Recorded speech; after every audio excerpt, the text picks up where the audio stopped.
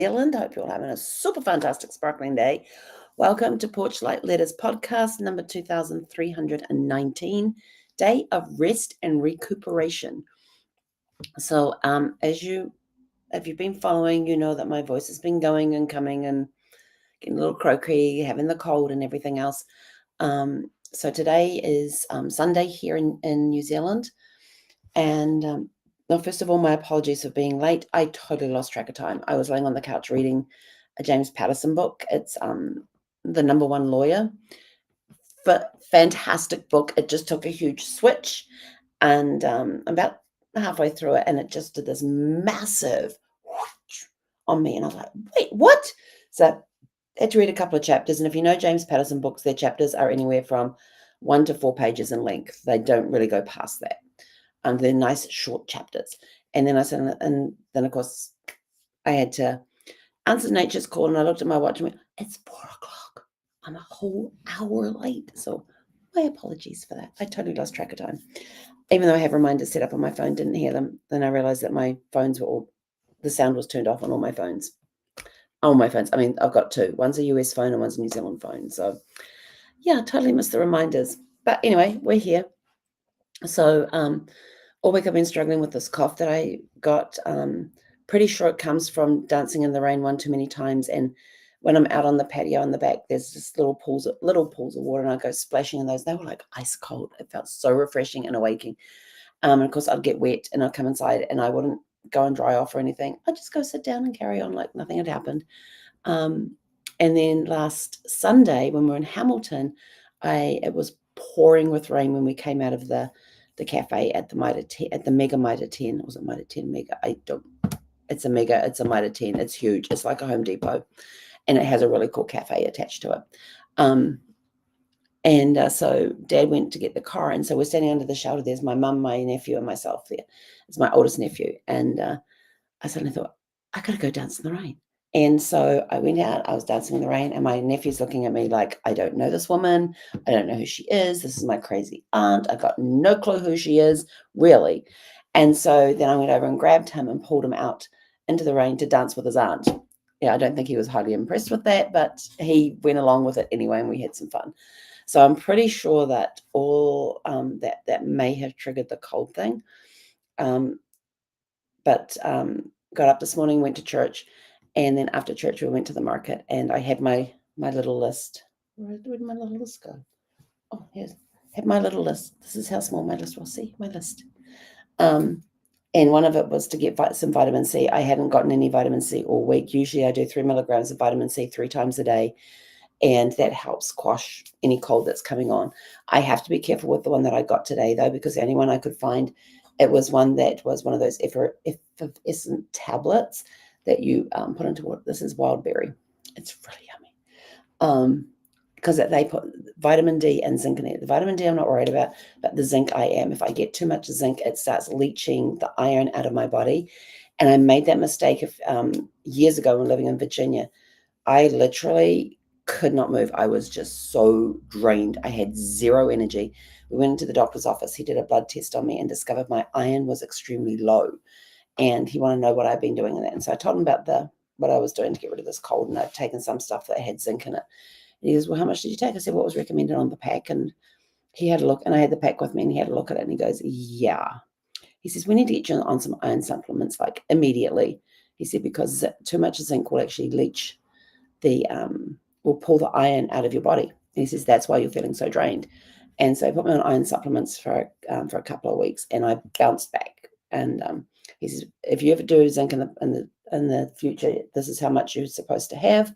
Don't go over that, because it'll start taking the iron out of your system again. It's like, okay, I've been warned.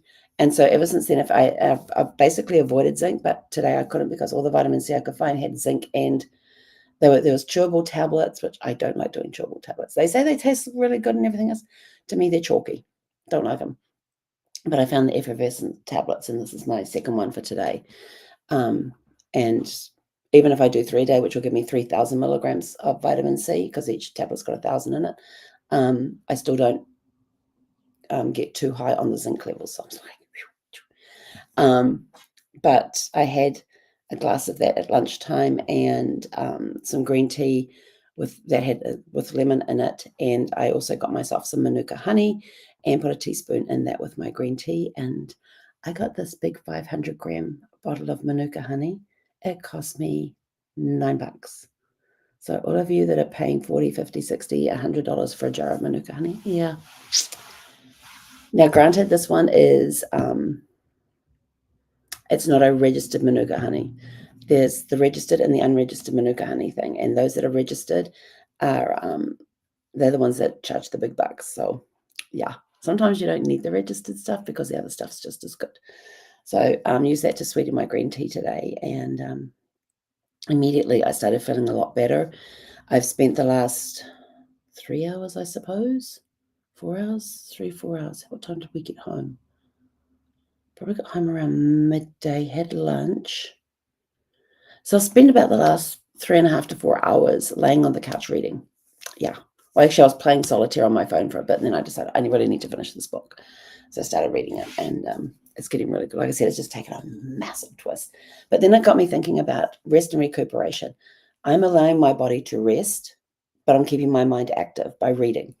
Mum and Dad went and had a schnoozle. So I went into the living room, closed the doors into the kitchen and the living room just so my coughing wouldn't interrupt them.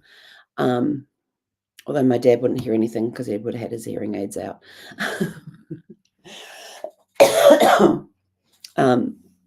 But anyway, just got there and read the book. I know I dozed off for a little bit somewhere in there. And I woke up and just carried on reading the book. And it's just been great. It's been a nice, lazy afternoon. And we all need to have these times. In America, it is rush, rush, rush, rush, rush, rush, rush. There is no slow down time. No, let's just go time. Everybody's so busy rushing around in their living to work environment. In New Zealand, we work to live. So whatever work we do, it's to help support our lifestyle. We're working to live so we can spend more time with family. And it's been huge. We're at my sister and my brother and sister-in-law's yesterday and had a blast catching up with people there that I hadn't seen for a while, in 6 years, and meeting new people and just relaxing and having fun with family, which was awesome. And today we actually got invited out to a friend of Mum and Dad's to go over for afternoon tea today around 2:00. And Mum was very honest with her and said we would absolutely love to. She says, but Dad, who was out in the car because his coughing got so bad, he went and sat in the car. He's out there coughing, and she says, and Helen's got a really bad cough. And I says, yeah, I have. And my voice was really, really raspy. And my friend looked at us and goes, oh, that is a very raspy voice you have there. I says, yeah. So, see, the more I talk, the raspier it's getting. One moment. Trying to stay hydrated and keep the vocal cords hydrated. And it was really, really hard not to sing in church this morning. I have to tell you, they have the words come up on screen. I was just standing there mouthing them, and I could feel myself whispering because I could feel my voice box. I could feel the strain in my throat from whispering the words. So I had to stand there, and it's like, I really don't want to stand here. I want to sing. And so I would just mouth the words. And even that was putting a strain on my vocal cords. So I was sort of like, okay, we really have to not sing, not mouth the words. And it was really hard to stand there and not do that because they're really cool songs that we were singing today. But, spent the last 3 or 4 hours not talking, just laying there reading, which has been awesome. So there are times that you have to listen to your body. And if your body says, take a break, or I'm going to take one for you, think about that. Back in 2013, there was a report put into the Forbes magazine. I know you guys have heard me quote this before if you've been around for a while. I'm going to tell you it again. In 2013, they had this report in the Forbes magazine about a study that was done in 2012. The mental healthcare industry was a $13 billion with a B dollar industry in 2012, and they said that is only going to increase. And I always remember this piece. They said a lot of this could have been avoided had people stopped and taken a vacation.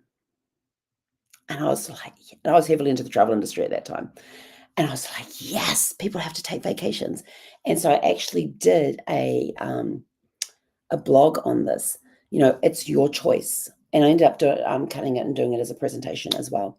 You can either be part of the $13 billion industry, which is growing year by year, or you can do something as simple as take a vacation where you reset, you relax, you let the stress go from your body and everything else, and not become part. So the choice is yours.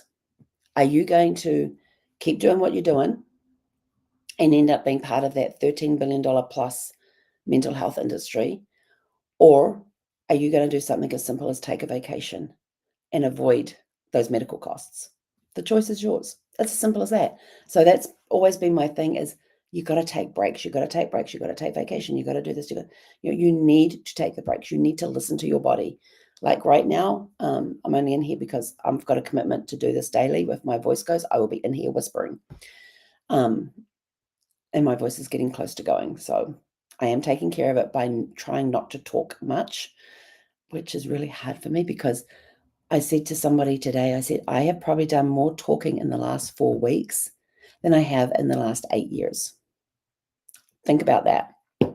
I have probably done more talking in the last 4 weeks than I have in the last 8 years. 8 years ago was when Brad passed away and there was nobody to talk to. Well, my mum and dad were there for the first month and then I had a week break and then a girlfriend came out and she got all my books, all my accounting books into alignment for me, which I truly appreciated that because I had no clue where to start. And then after that, I was living by myself. So that was the first week in November when she came, the second week in November she came out. So since then, I've basically been living by myself. I've had Zeffie to talk to and had conversations with her. But people-to-people conversations, I've had more people-to-people conversations than I have in the last 8 years.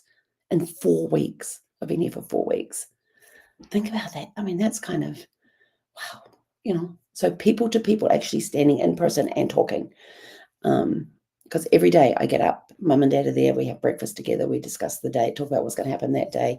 I come in here, I do my work in the morning, they bring me in morning tea, they bring me in lunch, then I finish for the day. And they may go out and do errands during the morning, then in the afternoon, we just kind of relax a little bit.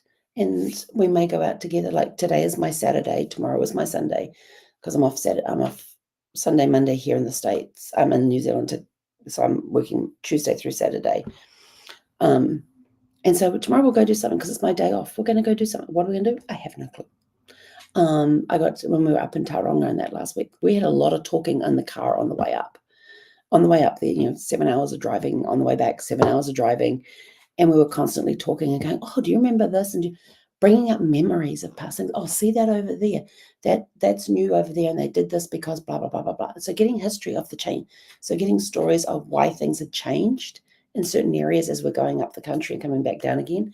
And going through memories. Mum says, do you remember that campground there as we went past? I says, yeah. I said, that's the one that's got the in-ground 10 trampolines. They had this area, they had 3 trampolines and they had pits dug underneath the trampolines. And they had all the springs, and they were rectangular, and they had the springs stretched across, and you could sit in the corners. And it was probably 2 to 3 feet deep, these pits that the trampolines were stretched over, but they were all at ground level. And we spent hours as kids when we were staying at that campground, and we stayed there a few times. We spent hours bouncing on those trampolines when we were kids, hours. And we got to meet a lot of other kids in there and everything else. And they had a swimming pool there. We got to go swim at the swimming pool as well. I have great memories of that campground. And there was one time when, was it mum? Was either mum or dad came down to tell us all that lunch was ready. Now, my grandparents were there and they'd been fostering a girl since she was a baby. So she was kind of my foster sister / aunt, whatever, but a really good friend, very good confidant. And so we were all staying at the campground together. They were in their caravan, we were in our caravan, camper trailer with an awning on the side, which is like a tent. And the caravan makes the fourth wall of the tent. And so we went back. So one of them came, I think it was mum or dad, came down to tell us that lunch was ready and we had to come on. And then they disappeared, like they were gone.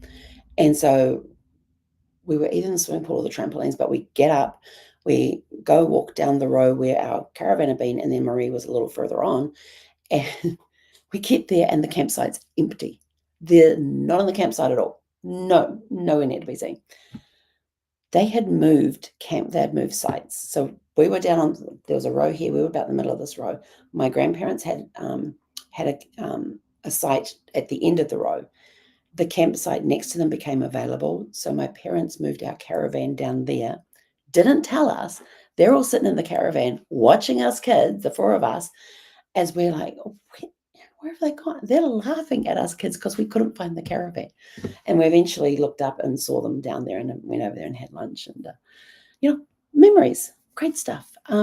So we had that all the way up and down in the car when we're driving along in the car, talking about these memories, talking about things that had changed. And I said, oh, what about that? Oh, no, that no longer exists. They tore that down or closed that years ago. And I'm like, oh, that's a shame because that was a really cool thing to do. And then they'll talk about new things that were in there.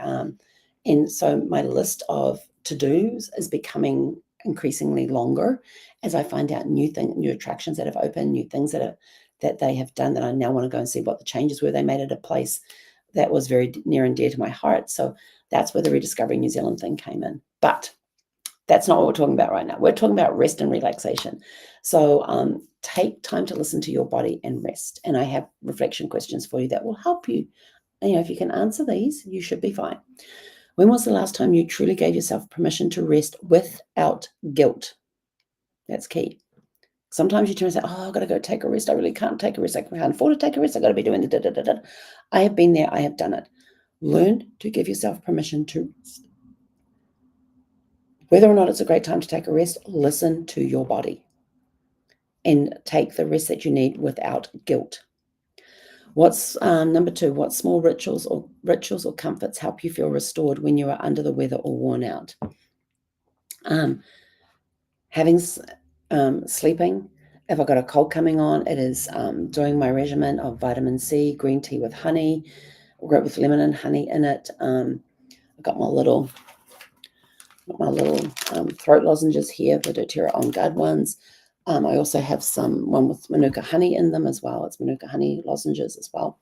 So I alternate between them because the doTERRA ones are very strong and the other ones aren't as strong. But they both do the same thing. They coat the throat. They help with the coughing and everything as well. And sometimes it's just laying on the bed and just reading, or laying on the couch and reading, or just laying there and having a movie play. And usually when I'm restoring myself, doing restoration and stuff, is that I will put a movie on that I have seen before. So if I fall asleep, it doesn't matter. I know, crazy as it sounds, it doesn't matter. Go watch a movie, binge on a TV series. Always make sure it's one that you've done before. So if you fall asleep during it, it's okay. How do you know when your body or mind is asking for a pause? You are drained, you are tired, you're getting bitchy. You will know the signs. If you know your body, you will know the signs. Learn to know those signs. Are you getting bitchy because you're tired or bitchy because you're hungry? Two very different ones. Are you restless? Sometimes when I'm restless, I'm like, I think I need to go take a nap. And I'll go take a nap and that restlessness goes away. Or I might need to do something like just go for a walk. That could restore you. Go outside, take some deep breaths in the fresh air. If it's raining, go dance. And yes, I'm still going to go out dancing in the rain. And then number 4, what is your ideal day of rest look like from start to finish? It is not waking up to an alarm clock. It is like this morning, I turned the alarm clock off, or last night I turned the alarm clock off. Now, I will tell you this about iPhones. I don't know if Android does this, but on the iPhones, they have a clock feature, and you go in there to set the alarm. And you can set the alarm so that it's tied up with the health thing, where you put the time that you normally go to bed, and then you put the time you wake up so it can calculate the hours. And something about whether or not the phone moves during that time, they can tell if you slept through that. I don't know how that works, but it has an alarm on it. And I went in last night and I turned the alarm off, and it says, do you want to make this a permanent change, or do you just want to do it for the next alarm? I said, just for the next alarm. So tomorrow morning, my phone will play its alarm at 5:07 in the morning, and I'll be good to go. And then on Saturdays, my time here in New Zealand, it's Friday morning, I have to be online by 5 o'clock. So I then have to, on Thursday nights, I set the alarm to go off at 4:10. So I've got time to get up and make myself a cup of tea or whatever, just so I can be online by 5 o'clock. And then it says, again, do you want to do this as a permanent change, or do you just want to do it for the next alarm? And I go, the next alarm. That's the only 2 days on the week that I change the alarms. Usually on the Sunday one, I don't change it because I usually have a meeting on Sunday morning at 6 o'clock my time. But we didn't have that meeting this morning, so I actually got to turn that alarm off. But it means I don't have to go in and reset it every night. I just have to remember on Friday nights, I change it to go off at 4:10, 4:07, and it does it the once. And then if I don't have a meeting on Saturday morning, US time, I turn the alarm off. And I did that this morning, and I woke up. What time did I wake up? I think it was like 6:30. For me, that's a sleep in. I got to sleep in this morning. So not waking up to an alarm is number one. And then just maybe staying in PJs for the day, or just putting on really loose clothing that feels very comfortable and nothing constrained or anything else. And but just hanging around. And it might be, oh, we may go out for a walk. It's whatever you want to do. And meals don't require cooking or too much work.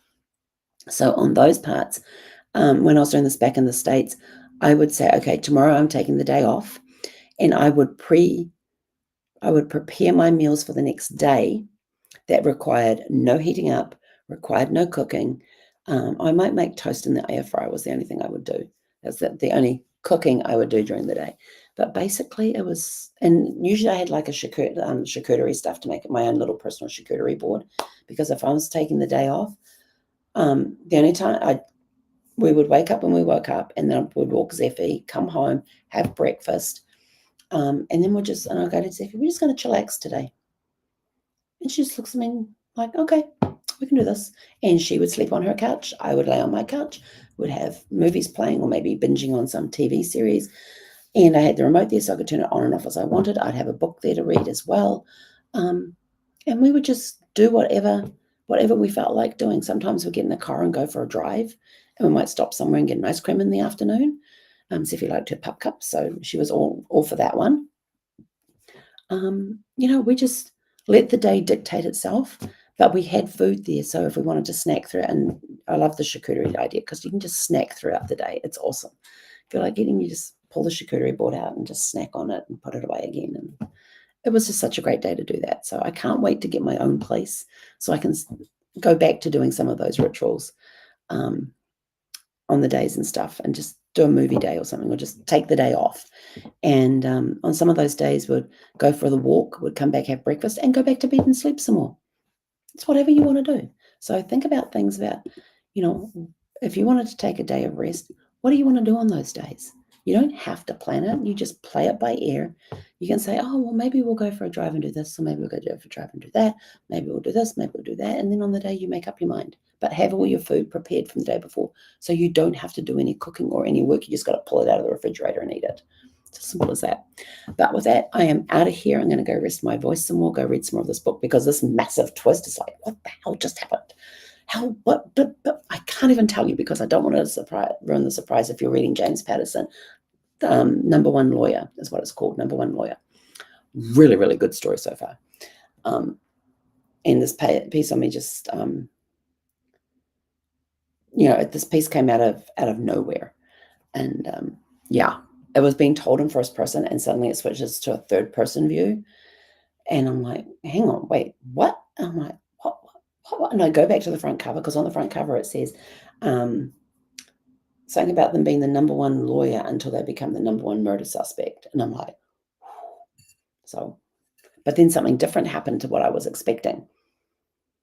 Now I have to go and unravel that, because how can he be, no, I can't even tell you that. It'll ruin the story. But anyway, I'm out of here. If you want a really cool read, it's James Patterson. Oh, he's got another author with it, and Nancy.